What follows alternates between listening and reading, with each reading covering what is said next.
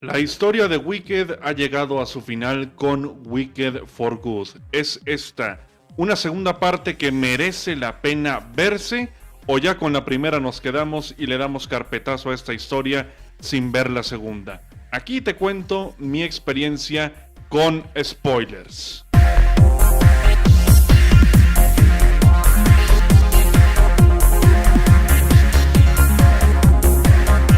Amigos, amigas, ¿cómo están? Un gusto saludarlos, amigos de Oz. Gracias por estar aquí nuevamente. Ahora sí, vamos a hablar sin pelos en la lengua, sin tapujos, con todos los spoilers del mundo de Wicked for Good, de esta película que yo tuve la oportunidad de ver el jueves pasado, el día 20 de noviembre, y que inmediatamente lancé primeras impresiones y reseña sin spoilers.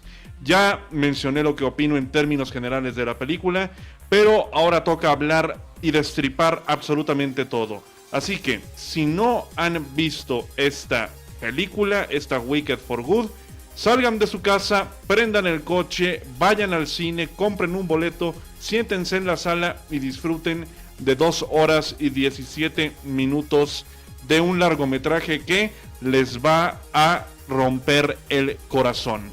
Así que, como pueden suponer, esta película me gustó bastante, pero en términos ya más de película y de desarrollo y de estructura, me parece que la primera película, la Wicked parte 1, la original, la del 2024, la que dura 2 horas y 40 minutos, es mucho más redonda como producto total que esta Wicked for Good. Pero aquí tenemos un montón de cosas que son notables a nivel interpretativo, a nivel desarrollo de personaje, a nivel audiovisual, a nivel diseño de producción y a nivel emblemático de lo que ha significado esta historia de las dos líderes mágicas del mundo de Oz.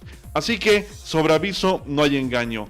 Spoilers a partir de aquí. Contaré mis expectativas, si se cumplieron o no, si las interpretaciones son interesantes, si hay alguna que sobresalga, las cosas que más me gustaron y las cosas que menos me gustaron, conforme me vaya yo acordando de lo que ocurre en la cinta. No hay guión aquí, es conforme me acuerde, y si hay algún detalle que quede pendiente, por favor pónganlo en los comentarios. Así que 3, 2, 1, spoilers. Esta película arranca con el logo de Universal en verde, con la voz de Madame Morrible, de Michelle Yeoh, diciéndole al pueblo de Oz que la bruja malvada del oeste es de cuidado, de que nos viene a asesinar a todos, de que no confíen y de que hay que proteger a nuestro mago, y tanta parafernalia política como lo vemos incluso en el mundo real. Esta Wicked for Good, antes de continuar, tiene mucho sobre las estratagemas que mucha gente que está en el poder utiliza para el beneficio de su propio discurso, y aparte también para tener al pueblo controlado del propio cuello. Y la película habla también mucho del cómo revertir esa situación, del cómo rebelarse ante las autoridades de la manera más competente posible, para que así el pueblo, en términos generales, conozca por fin la verdad respecto a quienes tanto idolatran. En este caso, a quien idolatran aquí es al mago de Oz. Esta Wicked for Good es una adaptación del musical Wicked de 2003. El musical Wicked es una adaptación de una novela que es llamada también Wicked, del año 1995. Esa novela de Wicked del 95 es una adaptación de la película del mago de Oz, de Judy Garland, y la película de Judy Garland del 39 es una adaptación de la novela original del año del caldo, que se publicó en el año 1900. Es decir, es una adaptación de la adaptación de la adaptación de la adaptación. Así que el lenguaje cinematográfico tiene que darle al público algo interesante, algo coherente en lo que basarse y en lo que ejecutar, con todo y una que otra licencia creativa que no esté o en el musical o en el libro, o incluso que no sea mencionado en ninguna parte de la historia del mago de Oz, para darle incluso también algo de originalidad con el respeto debido al material previo en el cual la cinta está basado.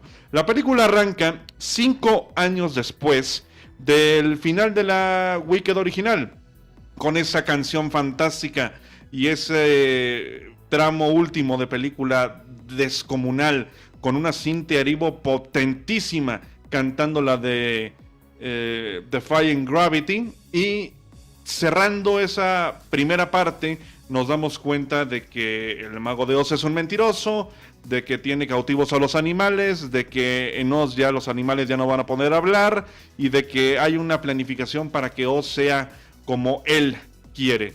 Y tiene ahí a Madame Morrible como su compinche, como su mano derecha, para que sea la ejecutora de toda esta parafernalia pública de lo que el pueblo necesita, entre comillas, escuchar. Y ahora que han pasado 5 años, otra de las personas que han terminado presas de esta mentira es Glinda, la buena, interpretada por una Ariana Grande que está fantástica en esta película, mucho mejor que en la primera parte, y que no nos sorprenda que por ahí salga una nominación al Oscar para Ariana Grande y que, ¿por qué no?, se la termine llevando como mejor actriz de reparto. Aquí esta es su película, así como la primera Wicked fue para Cynthia Erivo.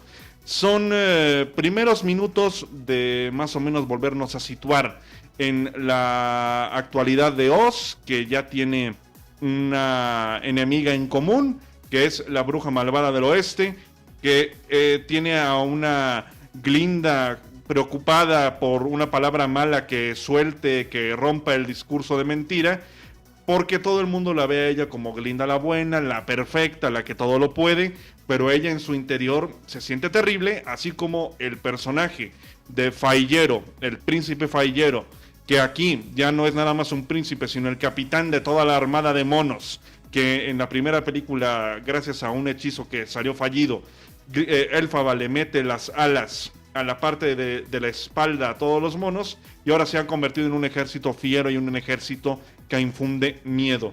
Es el ejército del Mago de Oz, y pues le salió muy bien el plan de tener el enemigo en común, el enemigo al que todo el pueblo teme, pero mientras el mago no se ha tocado, hay un ejército de monos voladores que van a proteger a todo el pueblo de Oz y por supuesto al mago, a su magnificencia, el Mago de Oz, que aquí tiene mucho tiempo para planificar su siguiente jugada, pese a que su tiempo en pantalla, tanto en la primera película como en esta, no sea tan amplio.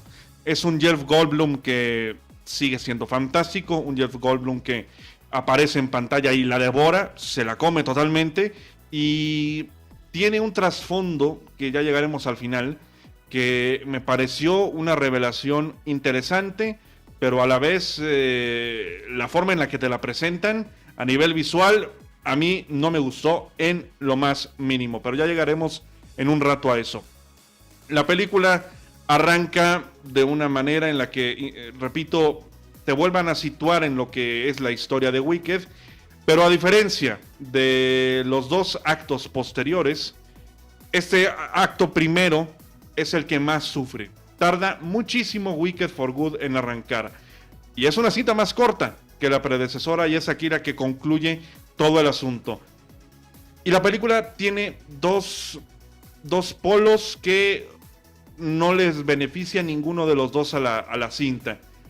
El primer acto es muy, muy lento, y por consiguiente, aunque parezca una contradicción, el acto 2 y el acto 3 de la película tienen muchísimo, muchísimo tiempo de velocidad en lo que pasa de una escena a otra. Si al primer acto le falta equilibrio para hacer un acto más balanceado, a los actos 2 y 3 le pasa completamente lo opuesto. Son demasiado rápidos en determinado punto, que sientes que pasamos de una escena a otra sin concluir situaciones previamente establecidas. La película arranca con un conjunto de animales que ya no pueden hablar, como bien mencioné al principio, que son parte del plan del ejército, tanto humano como de monos, para que se gestúe un camino amarillo que guíe al castillo del Mago de Oz.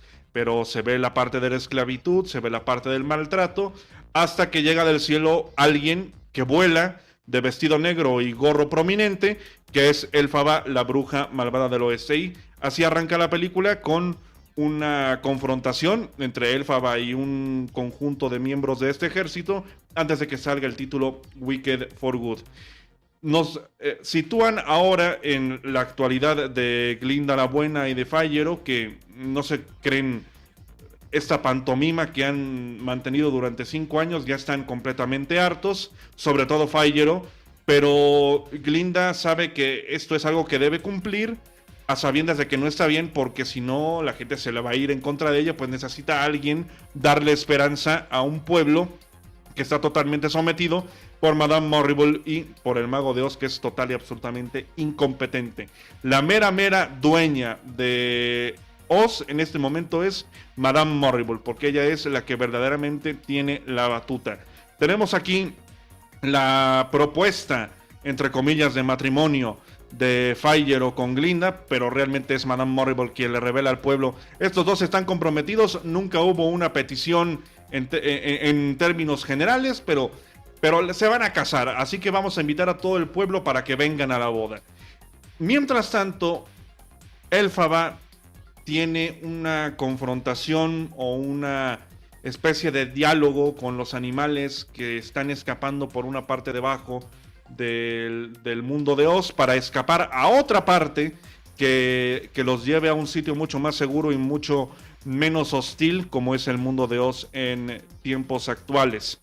Hay canciones aquí que mucha gente dirá no son tan potentes los números musicales como en la primera parte, porque ya he leído incluso algunas opiniones en redes sociales de que la película 2 es más débil que la película 1, porque en el musical el acto 1 es mejor que el acto 2.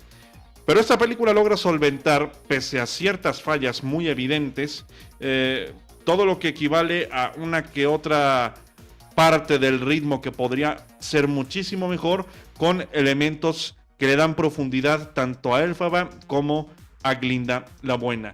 Nos damos cuenta también de que el mundo este de los Munchkins, que es el pueblo donde está todo este conjunto de flores coloridas, ahora ya tiene un nuevo mandamás, que es una gobernadora ahora.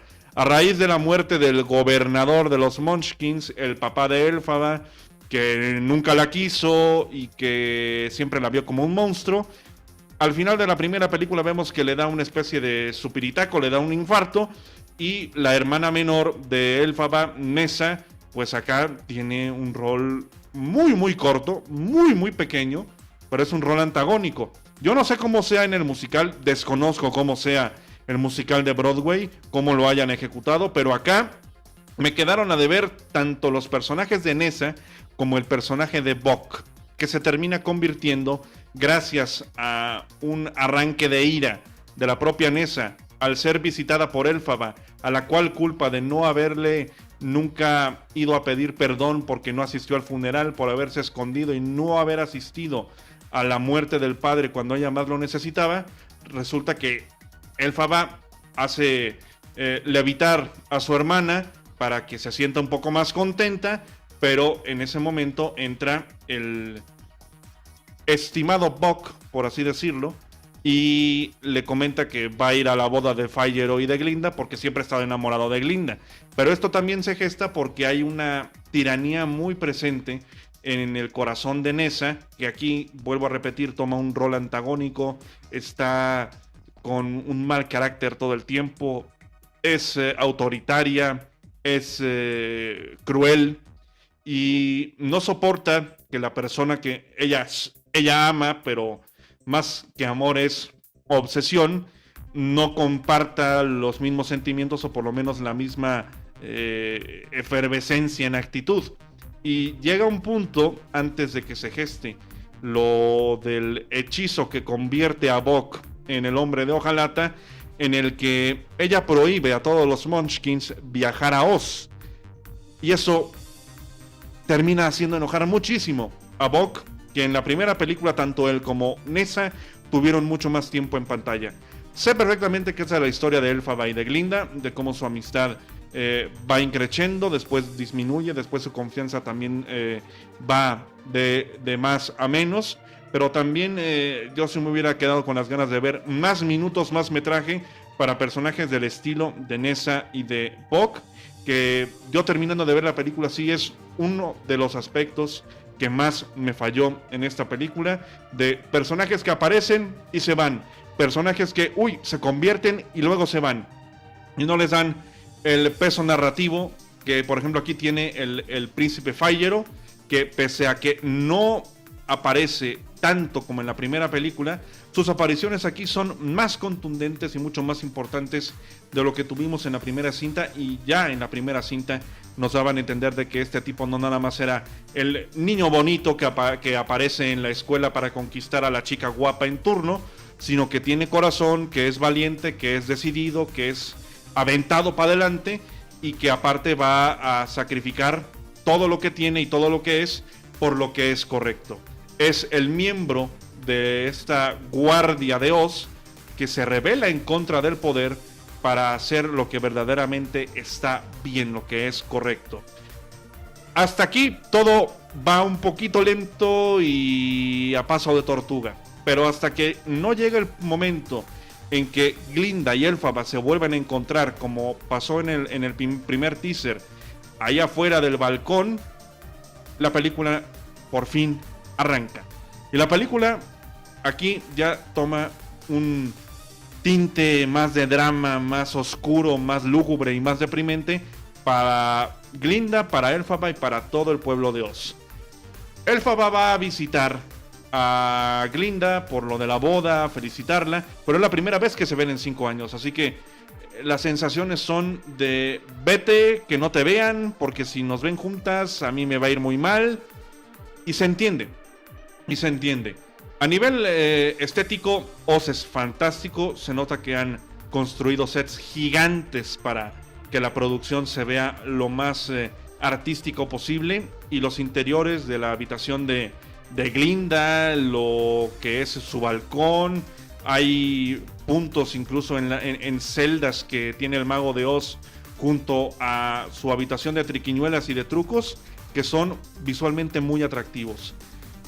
La boda de Glinda se termina por estropear después de un gran número musical entre Elphaba, Glinda y el propio mago. Elphaba va a ver al Mago de Oz para que ya por fin revele la verdad y que le diga a la gente: oye, aquí estoy, hola, gracias por recibirme, pero ve y dile a tu gente, a tu pueblo que tanto te aclama y tanto te quiere, que les has mentido en la cara durante años, pero vamos a ver cómo le hacemos para no resultar tan afectados.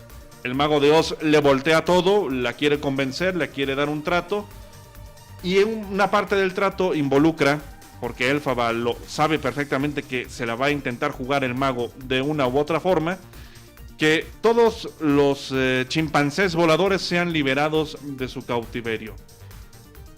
Pero uno de esos chimpancés, que fue el primerito al que terminó afectando, que era como el comandante o el mandamás, creo que se llama Chesney, no sé, le termina revelando a Elphaba, después de que acepta el mago el trato y de que el 99% de los monos ya son libres del cautiverio. Este chimpancé líder le muestra a Elphaba una especie de habitación secreta detrás de un cuadro circular del mago, en donde están escondidos todos los animales que en la primera película habían intentado escapar y que habían capturado a uno que otro, como el profesor Cabra. Y ahora por fin Elphaba desata todo su poder, toda su ira, y suelta a los animales, encarcela en jaula gigante al mago, y se le revierte al personaje de Jeff Goldblum lo que él tanto quería, entre comillas, para el beneficio de los animales y para el beneficio de todo el pueblo de Oz. Ahí se da cuenta el personaje de Fayero de que algo no está bien, porque mientras ocurre lo de la liberación de los animales, está la boda de Glinda y de Fayero. Entonces, cuando los animales se liberan, esa escena tan bonita con los pétalos, con los invitados, se estropea y se va al carajo, porque los animales irrumpen. Y por supuesto Madame Morrible dice: esto es obra de la bruja malvada del oeste. Y resulta que todo se va al traste en la habitación en la que está el Mago de Oz encarcelado, cuando llega Figaro aparentemente a enfrentar a Elphaba, pero en realidad ayuda al personaje de Cinta Erivo, la apunta el arma al Mago de Oz, llega a Glinda, piensa que hay traición amorosa entre los dos, entre su mejor amiga y el hombre que supuestamente ama, pero en realidad sí lo ama porque quedaron flechados desde el primer momento en que se ven en la universidad. Pero ahí te das cuenta de cuál era el amor verdadero y cuál era el amor que se necesitaba mostrar al público para sentirse genuino. Y es aquí donde Ariana Grande da una actuación bárbara. Cuando se da cuenta de la doble puñalada por la espalda, tiene una escena de diálogo casi interno, pero está atrás de ella, Madame Morrible y el Mago de Oz, de utilicen a la hermana menor para crear una especie de distracción, utilícenla, captúrenla a la Nessa y hagan algo para hacer que Elphaba vaya a su rescate y ahí por fin la capturen. Hay un enojo tan grande, decepción, traición en el rostro de Ariana Grande, de Glinda, que es fantástico. Y después la canción que canta de lo de los sueños, de las aspiraciones, se remonta todo a lo que era ella de niña, lo que ella quería, lo que ella soñaba, y como todo en un abrir y cerrar de ojos se le va al carajo. Y está muy bien planteado eso a nivel dramático y a nivel emocional. Ahí te das cuenta de que la película ya cambió. Esos primeros 30 minutos o 25 o 30 minutos del primer acto, en donde la película no terminaba por arrancar y parecía más un epílogo extra de la película anterior, de Wicked parte 1, ahora sí aquí ya tienes un potencializador fuerte para que el público esté inmerso al 100% en la historia. Elphaba va con el príncipe Figaro a la guarida que tiene la bruja verde, 5 años oculta, no vista en Oz, le dio tiempo de construir una casita en un árbol, una casa que le permite reunir toda la información que se dice de ella, leer el libro ese que se llama el Grimly o el Grimerio, no recuerdo cómo se llama este libro que casi nadie puede leer excepto ella. Y ahí hay una canción de amor, de declaración de te amo, qué bonito es esta sensación y demás. Muy bien planteada entre Figaro y el personaje de Elphaba. Ahí le da una información importante el príncipe capitán, interpretado por Jonathan Bailey, sobre un castillo que le pertenecía a su familia, que está en una montaña lejanísima, pero él ya le dijo dónde está, para que se oculte en caso dado de que la vayan a buscar a esa parte oculta del bosque. Y termina gestándose esa misma noche, en donde todo se va al traste, una tragedia. Hay una niña llamada Dorothy, que vive en una casa. Y resulta que esa distracción que tanto quería, por más venganza que sentimiento real, Glinda, pues resulta que eso le es muy útil a la Madame Morrible esta de Michelle Yeoh, y termina siendo una especie de hechizo con las manos para trastocar el clima, hacer un tornado. Y ahí termina también el papel de la hermana de Elphaba, de Nessa. Y como esta mujer, la bruja verde, la bruja malvada del oeste, tiene una especie de don de la clarividencia que le permite ver lo que está ocurriendo, se da cuenta de que su hermana está en peligro y de que hay un tornado gestándose a mitad de una parte de este pueblo de Oz, a las lejanías, casi a las cercanías del pueblo Munchkin, a las lejanías de Oz, pero muy cerca del pueblo Munchkin. ¿Por qué? Porque la muchacha esta Nessa, a sabiendas del error que cometió al principio de la película, en donde ella misma se autonombra la bruja mala del este, termina por buscar a Boq, al hombre que tanto amó, pero que ahora se ha convertido en una cosa de hojalata. Y estaba tan enojada Nessa al principio que le dice, quien hizo esto fue Elphaba, pero en realidad fue ella, al decir palabras que no estaban tan bien por parte del libro, que hasta Elphaba se lo dice, esas son palabras que no deben de ser pronunciadas, no están bien dichas, porque quería el corazón de de su amadísimo Buck. Ante tal traición de que él siempre estuvo enamorada de Glinda y demás, pues dijo, pues ahora resulta que no me amas, perfecto, te voy a quitar el corazón. Se da cuenta de que le está metiendo la pata, se convierte en el hombre de hojalata y le dan una resolución a esos dos personajes que ojalá hubiéramos visto más, porque tenían mucho para dar a nivel argumental, aunque sean personajes secundarios. Se va después del principio de la película y de que se convierte en hojalata. Nessa, la gobernadora de los Munchkins, se va con su silla de ruedas a buscar al hombre de hojalata y resulta que el tornado hace elevar la casa y le cae encima. Le cae encima, Elphaba siente que su hermana no nada más está en peligro, sino de que a su hermana le pasó algo. Y al día siguiente se encuentra con Glinda. Pero resulta aquí que existe una escena que a nivel sentimental, por lo que es la pérdida de un ser querido, a mí menos me gustó de la película. Esta para mí es la peor escena de la película. Es el encuentro entre Glinda y Elphaba, y yo no veo ningún resquicio de tristeza en Elphaba, que le cayó una casa encima a tu hermana. Yo no sé cuál habrá sido la decisión del director Jon M. Chu, pero para lo que era el personaje, lo que representaba y lo que nos habían contado de ellas de niñas, Elphaba siempre había protegido a Nessa. Y ahora, aunque ya se sabía que Nessa había adquirido un carácter tiránico y cruel con todo lo que le rodeaban, seguía siendo su hermana. Y la pérdida repentina y súbita por una casa que se derrumba, porque eso lo sabía Glinda, que esto llegó demasiado lejos, pero que la persona que está debajo es la hermana menor de Elphaba. La reacción de la bruja verde es: perdóname, hermana, pero no hay tristeza. A nivel interpretativo eso me quedó muchísimo a deber.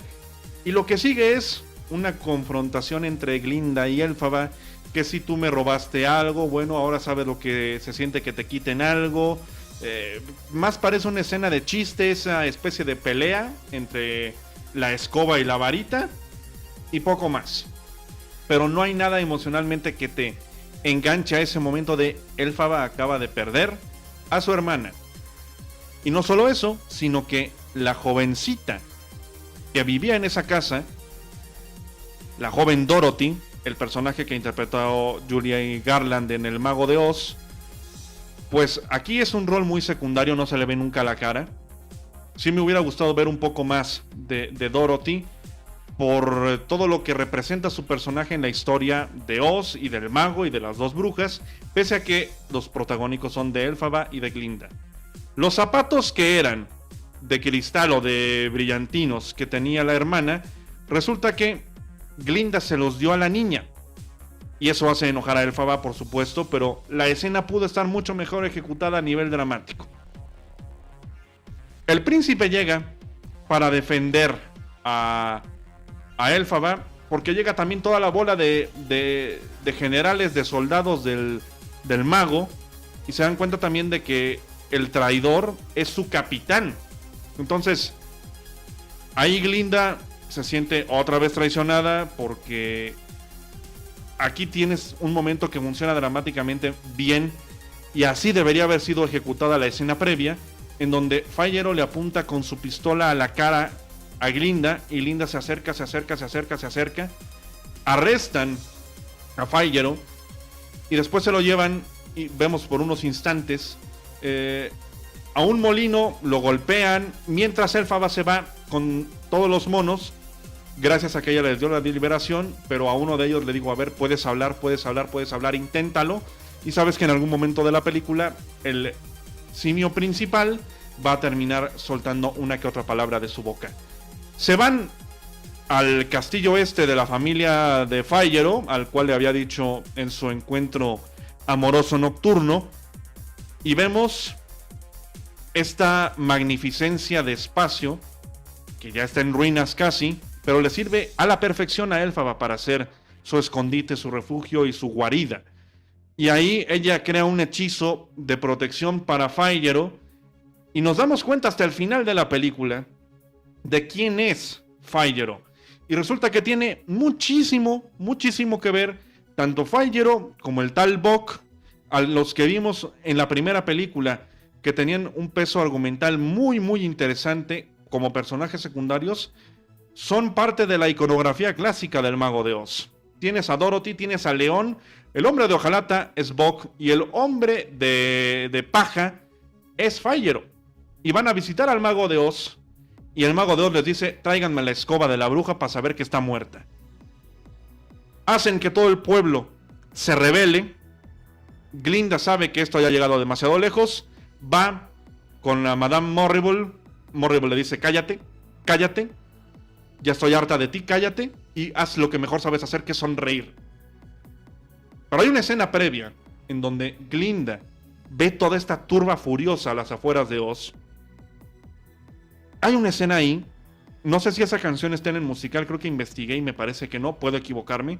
La de The Girl in the Bubble, la chica en la burbuja. Qué bien grabada está esa escena, ¿eh? Qué bien grabada está, los ángulos de la cámara, que si los espejos, que si la vista desde el techo, la vista desde el costado. Es fantástica esa escena. Y la canción es muy bonita también porque refleja ya por fin el despertar completo de Glinda hacia un personaje mucho más potente y el verdadero propósito. Aquí se convierte Glinda en Glinda la buena, no nada más en esa pantomima que ha estado gestándose en Oz durante 5 años, sino en la protectora de este pueblo, en la protectora de este territorio. Y va a escondidas, a hurtadillas, al establo, se lleva un caballo y como Elphaba dijo a sus monos: tráiganme a la tal Dorothy y regrésenme los zapatos que eran de mi hermana, se llevan los monos a Dorothy. Glinda sigue a caballo a estos monos, entonces termina sabiendo dónde está el escondite, y es aquí donde llegamos al final de la película. Y aparte de toda la belleza técnica, toda la belleza de música, de números, de canciones, aquí tenemos el punto en donde todo se va al caño a nivel emocional. Esta es la parte más emotiva, yo creo que de las dos películas, y es el reencuentro y última reunión de Glinda y de Elphaba en este castillo de la familia de Figaro, que ahora es la guarida de Elphaba, en donde la bruja verde tiene de prisionera a Dorothy, a sabiendas de que le viene el pueblo detrás. Y Dorothy está en prisión hasta que le devuelva lo de los zapatos y todo. Y aquí se gesta la canción For Good. Me cambiaste para bien, si cambié fue por ti. Y es la despedida porque Elphaba dice: que me echen el agua, no me pueden ver aquí contigo, no pueden saber que yo estuve aquí contigo, no quiero que revelen nunca quién soy en verdad, no le digas nada al pueblo, que se mantenga el cuento de que la bruja mala del oeste soy yo. Y se gesta la canción y al final todo termina en una escena muy bien hecha, que creo que incluso Ariana Grande dijo en una entrevista recientemente que mucha gente de Universal, de los ejecutivos importantes, querían que esa escena se cortara. Qué bueno que no lo hicieron. Una puerta y las dos visiones, tanto de Elphaba, que se va a sacrificar, y de Glinda, que está adentro de una especie de cobertizo. Las últimas palabras que se dicen son: te quiero y yo también te quiero. Es una amistad pura, es una amistad plena, genuina, que pese a que han ocurrido ciertas cosas que las han hecho distanciarse, hay un cariño profundo ahí detrás, que las dos actrices, tanto Cynthia Erivo como Ariana Grande, terminan demostrando a las mil maravillas. Y se ve en una decisión visual muy importante y muy interesante, y creo que muy bien lograda, de Glinda viendo a través de la puerta, con el reflejo de la pared, a las siluetas negras que resaltan las figuras de Elphaba y de Dorothy. Dorothy le echa agua a Elphaba y aparentemente Elphaba muere, se derrite y queda ahí su sombrero.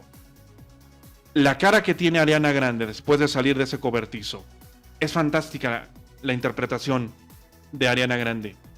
Por fin el mono habla, Glinda se queda con el sombrero, lo abraza, pero se termina yendo, y sabe perfectamente ella que debe gestionar bien todo lo que ocurre en Oz a partir de ahora. Pero no sin antes revelarnos lo que ocurre al final de la historia del propio mago. Dije que el mago de Oz, el personaje de Goldblum, tiene un momento a nivel visual que no me gustó nada. Pero la revelación que tiene me parece muy interesante. A lo mejor nada más eso está hecho para la película. Pero en la primera cinta, al principio, cuando nos cuentan el pasado de Elphaba, nos damos cuenta de que cierto visitante con el que la mamá le ponía el cuerno al gobernador era el mago de Oz. Gracias a una botellita verde, que en esta película el mago se está tome y tome y tome y tome y tome, Glinda encuentra esa botella junto al sombrero. Y ahí se da cuenta el mago de Oz que acaba de asesinar a su propia hija. El mago de Oz, Jeff Goldblum, es el verdadero padre de Elphaba Cintieri.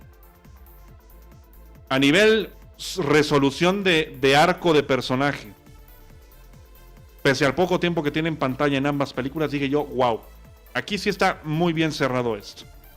Madame Morrible se da cuenta de que ya todo esto está prácticamente deshecho, después de que Glinda le muestra por la ventana de que el mago se va por un tiempo bastante permanente. Así que los monos se la llevan a la prisión, a una de las tantas jaulas que existen en Oz, y por fin vemos a una Glinda que posee el control de la protección de Oz.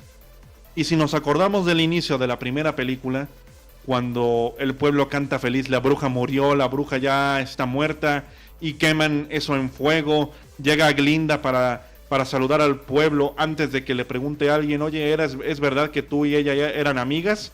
Sí, nos conocimos en la universidad, corte A, nos vamos a lo que es toda la primera cinta. Y eso es el final de esta, ese es el final de la historia. Sí, la bruja mala del oeste ha muerto, todos felices, todos contentos. Pero resulta que no murió.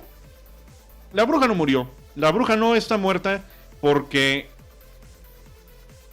el personaje de Figaro, que es el hombre de paja, que iba junto con Dorothy, con el hombre de hojalata y con el león a ver al mago de Oz como es la imagen clásica, le toca la puertita del escondite subterráneo a Elphaba, que le permitió más o menos escabullirse y que pensaran todos que estaba muerta, para ya poder irse por fin, ella y el personaje de Jonathan Bailey, a un mundo más feliz y a un mundo más próspero.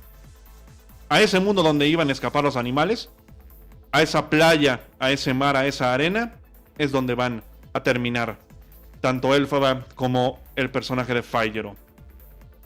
Elphaba le deja un último recadito a Glinda antes de aparentemente morir, que es: tú puedes leer el Grimey el libro de hechizos, tú puedes hacer lo que sea.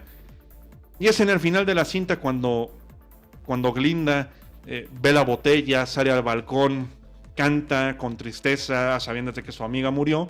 Se abre el libro y hay un plano continuo de ambas cantando y después combinado de que me volví mejor por ti, for good y demás, y concluye la cinta. Una película que a nivel general me deja un muy buen sabor de boca.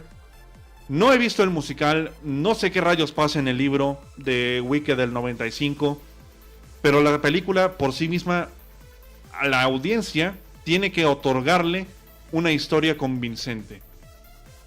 Y aunque en redes sociales se mencione, porque conocen el musical de pe a pa, que el acto 2 siempre ha sido peor que el acto 1 y por consiguiente Wicked for Good no es tan buena como Wicked 1, las dos forman un complemento extraordinario. Son dos películas que conforman una historia de 5 horas y media, 5 horas 50, en donde la primera película como película funciona bastante mejor. Esta segunda tiene flaquezas a nivel argumental con personajes secundarios. A nivel de ritmo, en el primer acto a mí me parece muy muy lento, tarda muchísimo en arrancar. Pero los puntos fuertes que tiene esta cinta son muy muy buenos. Son potentes, son emocionalmente devastadores y sigue teniendo un corazón gigante, tanto la primera como esta. Repito, esta Wicked for Good me parece menos buena que la primera, pero no significa que sea una mala película, porque no lo es. Es un peliculón, pese a que es un poco inferior a mi gusto a la primera cinta. A la primera yo le puse un 95, a esta le pongo un 90. Es un notable para mí. Los errores que tiene son muy, muy notables. Ese punto visual de Jeff Goldblum de joven con rejuvenecimiento es espantoso. La resolución que le dan a los personajes de Nessa y de Bok en términos de construcción de personaje podrían haber dado muchísimo más. Sus respectivos finales son acorde a lo que es el musical y acorde a lo que es seguramente también el libro, pero a nivel película yo sí esperaba ver mucho más de ellos. Si en la primera cinta nos daban 2 horas 40, aquí fácilmente podríamos haber tenido una película de semejante duración y no me hubiera yo quejado para nada. Al contrario, me hubiera gustado más ver más cosas, más elementos, más desarrollo. No vimos a la Universidad de Shees, nunca la vimos. No vimos qué pasó post Elphaba declarada bruja mala del oeste. Ahí pudo existir una libertad creativa de John M. Chu que podría haber encajado muy bien con la narrativa presentada, pero no se hizo así y resultó una película más corta. ¿Qué les pareció Wicked for Good? ¿Les gustó? ¿No les gustó? ¿Les quedó a deber? ¿Superó sus expectativas? Quiero leer su postura en los comentarios. Si les gustó este contenido, ojalá hayan llegado hasta aquí y que no se hayan dormido. Compartan con su gente, denle click en la campanita para que les lleguen todas las notificaciones y denle me gusta, porque en una de esas les aparece este botoncito de hypear, la pequeña estrellita. Si creen ustedes, amigos de Oz, que este contenido es digno de hypearse, denle click ahí para que lleguemos a muchas más personas en YouTube, que por alguna extraña razón YouTube no está teniendo muy buenos gestos con su servidor ni con el canal, porque hemos tenido menos vistas de lo habitual. Se agradecería que compartan si el contenido es de su agrado. Ángel Garmendia con todos ustedes, espero que estén muy pero que muy bien. Un saludo a donde quiera que estén y recuerden que un gran arte conlleva una gran información.